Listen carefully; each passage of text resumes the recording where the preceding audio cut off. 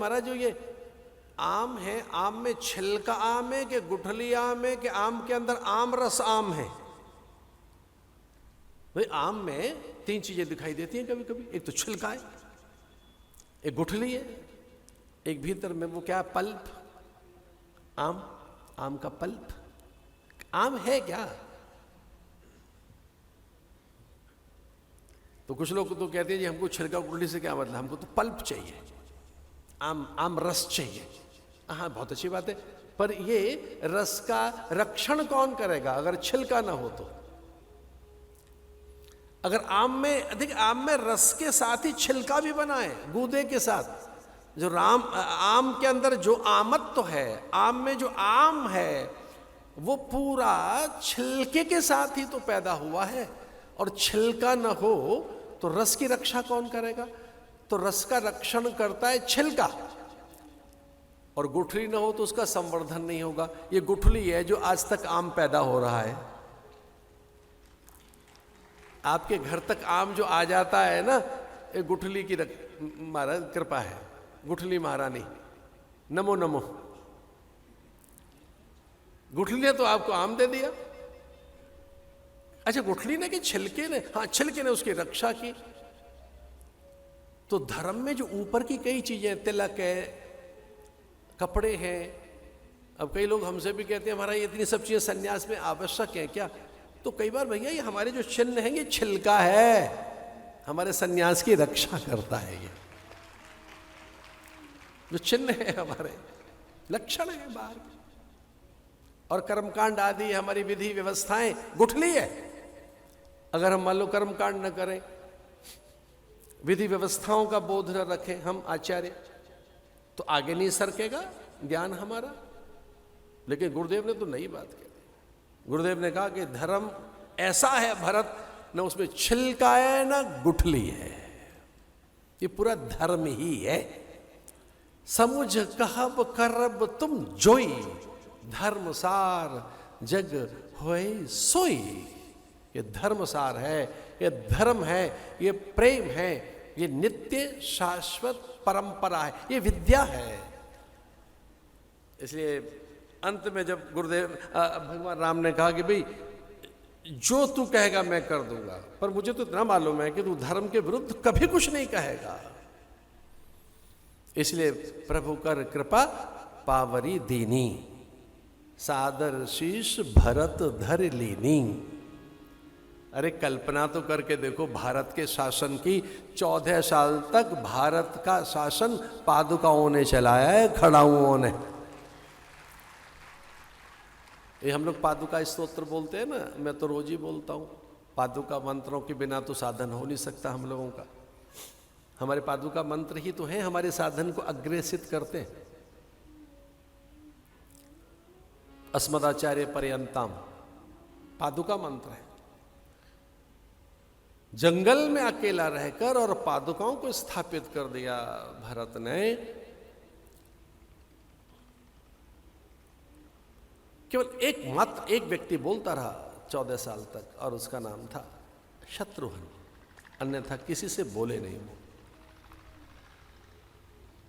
राज का चलता रहा। किसने चलाया? शत्रुघ्न लगे रहे, एक उमंग लेकर, तरंग लेकर। और उस पर कभी जरूर चर्चा करेंगे समय मिला तो, कि अयोध्या का वो 14 वर्षों में शासन कैसे चला कि 13 गुना वृद्धि हुई। 13 गुना।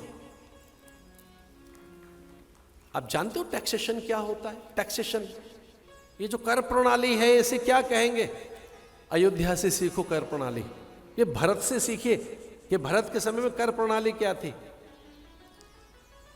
जैसे कल्पना करो कि मधुमक्खियां जाएं, तितलियां, भ्रमर फूलों के पास, तो फूलों को तो पता भी नहीं है कब मधुमक्खी आई, कब तितली आई, कब भ्रमर आए, और मधुमक्खी कब उसमें से मधु लेकर चली गई। तो न तो उसका पराग खंडित है, न वो उच्छिष्ट है, न अपूर्ण है, और न ठगा हुआ छला हुआ अनुभव करता। भी फूल को कहां अनुभव होता है कि मैं ठगा गया, छला गया, मैं अपूर्ण हूं, अथवा तो मैं अधूरा हूं? अथवा तो मुझ में से कुछ अपहृत हो गया, अथवा मेरा कुछ निकाल लिया गया। फूल को तो पता भी नहीं है, लेकिन हाँ मधुमक्खी आती हैं चुपके से, किस कौशल के साथ मधु लेके चली जाती हैं फूलों से। तितलियां कैसे पराग लेके चली जाती हैं फूलों से, वैसे ही राजा को चाहिए कि प्रजा से इस ढंग से कर ले कि प्रजा को पता न लगे। इस तरह से पराग ले, वो इस तरह से चुपके से ले ले। भैया हम तो बड़े भाग्यशाली हैं, सच मानिए हमारे पुण्य ही हम भारतवासियों के कि हमें ऐसा शासक मिला है कि पूरा देश अपना सब कुछ उसे सौंपने को तैयार है। एक बार मांग कर तो देखें। कभी कहता है दिए जलाओ, हम दिए जलाने बैठ जाते। कभी कहता है घंटियां बजाओ, भैया घंटी बजा लेते। कभी कहता है ना ना ना थाली बजाओ, भैया थाली बजा लेते। कभी कहता है दीप जलाओ, थाली बजाओ। कभी कहता है कि आओ सैनिकों का सम्मान करें। क्या कौतुक है साहब।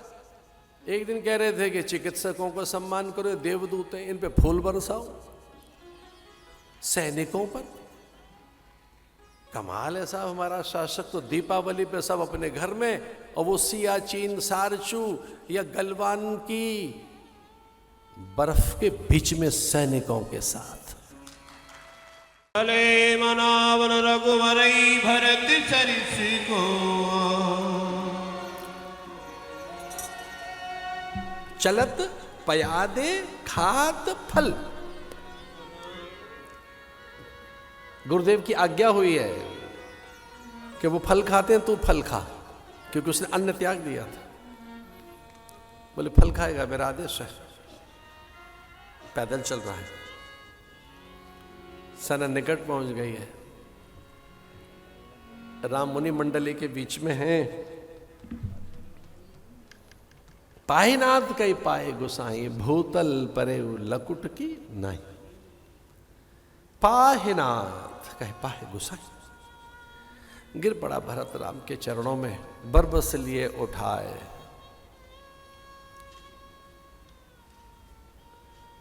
रामायण में लिखा है कि जैसे राम ने भरत को नहीं उठाया, महानिधि उठाई है, धर्म को उठाया है, प्रेम को उठाया है।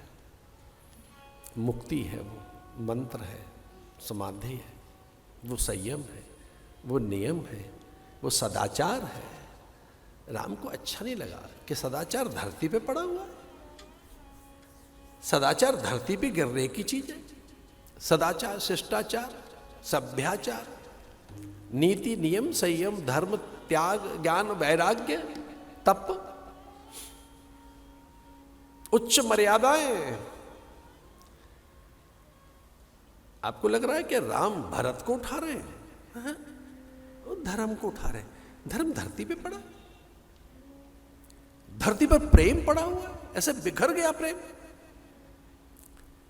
इतनी महनीय वस्तु धरती पर गिरने लायक है, प्रसाद धरती पर पड़ा है। ये विद्या, ये परंपरा, महापुरुष धरती में गिरे रहेंगे, धूल में। ये धरा की विद्या, धरा का प्रेम आचार्य है। कुछ लोग तो ऐसा कहते हैं कि नारद न केवल भक्ति के आचार्य, प्रेम के भी हैं, पर कुछ जगह ऐसा लिखा है कि प्रेम का आचार्य भरत है। भरत प्रेम के आचार्य, वही ज्ञान के भी है, वही भक्ति के भी है, वही कर्म के भी है। एक व्यक्ति में जिसमें संपूर्ण आचार्यत्व दिखाई देता है, आचरण दिखाई देता है, मर्यादाएं दिखाई देती हैं, तो वो भरत है। पाहिनाथ कहीं पाहे गुसाई। लंबा शास्त्रार्थ चला ऐसा। गुरु कभी विमुख हो नहीं सकते थे राम के, अब तो भरत के साथ हैं गुरु। जनक जी भरत के साथ है, तीनों माताएं भरत के साथ है, पूरी प्रजा भरत के साथ है। एक और आनंद की बात बताएं, राम भी अब भरत के ही साथ है। कि जो तू कहेगा हम कर लेंगे, लेकिन मैं इतना जानता हूं कि मेरा भरत धर्म के विरुद्ध नहीं बोलेगा। धर्म सार जग होई सोई, समुझ कहब करब तुम जोई। अरे महात्मा अच्छे अच्छे आए हुए हैं आजकल हमारे, देखो ये वृंदावन वाले महाराज जी, ये हमारे स्वामी गणेशानंद जी महाराज, ये सारे महामंडलेश्वर बैठे, एक से एक दिग्गज महात्मा।